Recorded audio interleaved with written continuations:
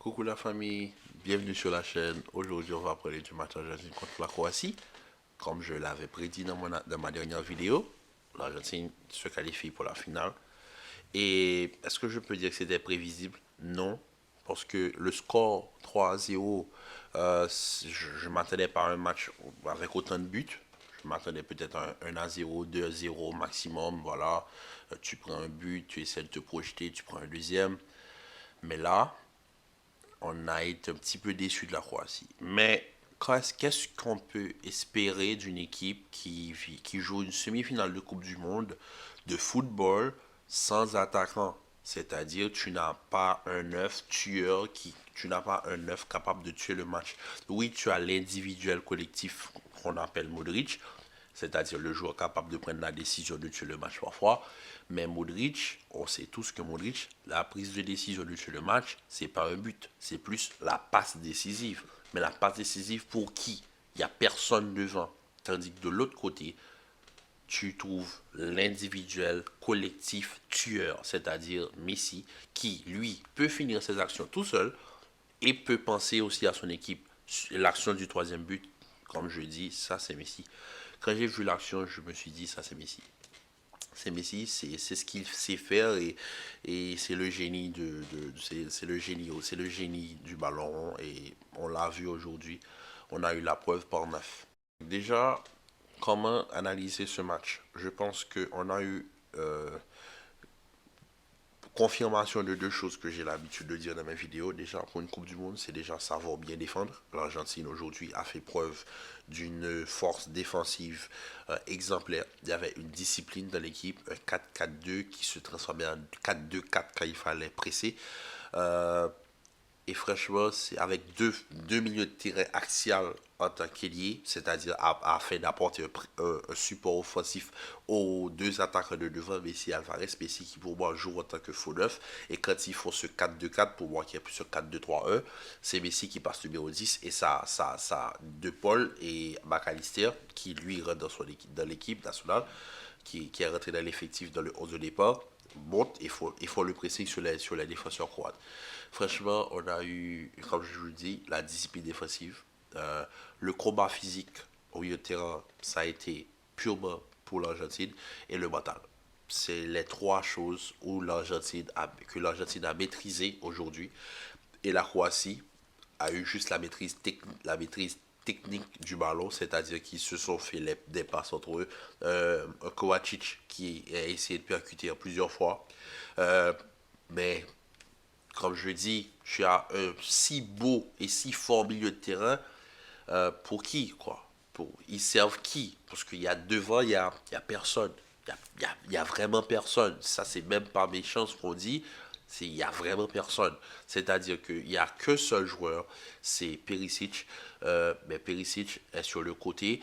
Et voilà, tu n'as personne dans l'équipe en pointe où tu peux lancer comme en 2018 où tu avais Mandzukic que tu lançais et que tu finissais par tu savais que lui il avait la capacité de tuer le match parce que lui c'était un grand attaquant.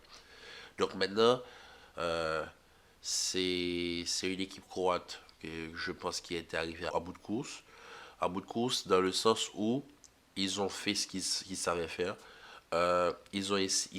Dès l'entame du match, on voyait qu'ils essaient d'avoir la maîtrise et qu'ils voulaient juste garder la balle, essayer de trouver quelques failles par les percussions de Kovacic, essayer de trouver Kamaric en point d'appui pour essayer de retrouver Kovacic afin que Kovacic, parce que c'est vraiment le jeu était axé aujourd'hui sur les percussions de Kovacic qu'on connaît tous, mais je pense que c'était trop insuffisant pour une semi-finale de Coupe du Monde. Euh, oui, pour une huitième, ça peut le faire. Un quart, ça peut le faire. Semi-finale, non. Parce que la semi-finale, déjà, tu arrives au dernier carré et l'équipe en face, ils vont venir pour gagner. Et ils ont analysé tes deux derniers matchs. Ils savent forcément que tu vas essayer de faire de reproduire le même schéma. Donc, eux, ils ont qu'une seule chose à faire, c'est te contrer. Et franchement, ils ont tout contré. Et laissez-moi vous expliquer quelque chose. Par exemple, on voit à la mi-temps, il y a 2-0. Penalty ou pas, il y avait penalty. Bon, à mon avis, il y a penalty. Il y a une obstruction du gardien sur le joueur, même si on peut dire que le joueur a joué la balle et qu'il ne pouvait plus retrouver la balle parce qu'il y avait un défenseur et que le gardien ne bouge pas, etc. Oui, je suis d'accord. Un deuxième but un petit peu à la FIFA, c'est-à-dire que pour les gens qui ont la référence du jeu vidéo FIFA 23, dès que tu cours et que tu presses la vitesse et dès que tu perds la balle, tu presses le bouton physique, tu récupères. Il y a ce qu'on appelle les comptes favorables. Et il y a eu, bon, c'est un petit peu un but gag, un but de jeu vidéo, mais bon, ça a été le deuxième but. Et à la mi-temps, euh, le coach croate, je pense, il a tellement pas de joueurs que il fait les mêmes changements qu'il a fait durant le match du Brésil. Il sort Souza et Pasalic, il fait monter Orsic et Vlasic, deux joueurs offensifs pour deux joueurs défensifs. Et l'Argentine, ils savent très bien que la Croatie, c'est exactement ce qu'ils ont fait face au Brésil. Ils ont fini par égaliser. Donc l'Argentine n'avait qu'une seule chose à faire, c'est monter Lisandro Martinez, un autre défenseur central. Ils ont encore contré les changements de la Croatie. C'est-à-dire que l'Argentine a eu l'intelligence de s'adapter aux changements. C'est-à-dire la lecture tactique de Scaloni pour ce match était parfaite. Et franchement, bravo à l'Argentine pour ce match. Ils nous ont donné une très belle semi-finale de Coupe du Monde. Ils ont montré c'est qui les patrons. Et ensuite, suite à, bien sûr, au fait que l'Argentine continue grâce aux ajustements tactiques apportés par l'entraîneur à contrer les Croates. Les Croates ont cette sensation, bien sûr, de frustration où le schéma qu'ils essaient de faire ne passe pas. Donc, ça cause quoi? Ça cause des trous, ça crée des trous, ça crée des espaces.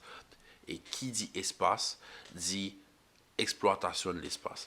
Et de l'autre côté, tu as le joueur qu'il faut pour exploiter parfaitement les espaces pardon.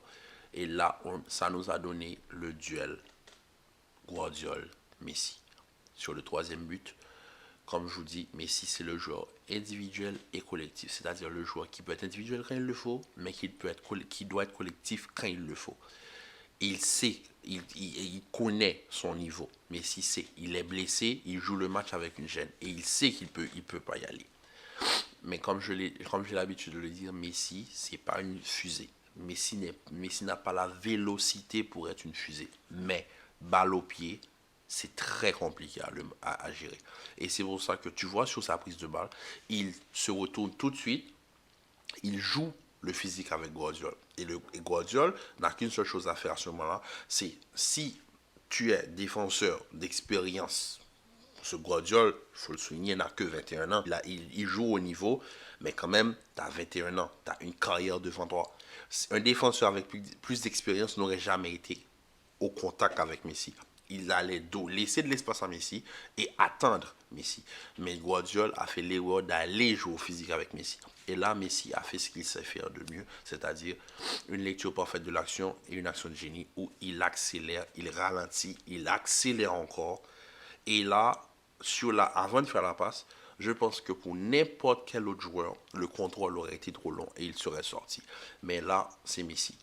Tu as Messi devant toi, le contrôle est juste, il arrive à retrouver la balle et il fait la passe pour Julian Alvarez. Qui lui, je pense, quand il voit Messi faire de Guardiola sa marionnette, il n'a qu'une seule chose à faire, je vais me placer, j'attends la balle. Et c'est exactement ce qui s'est passé.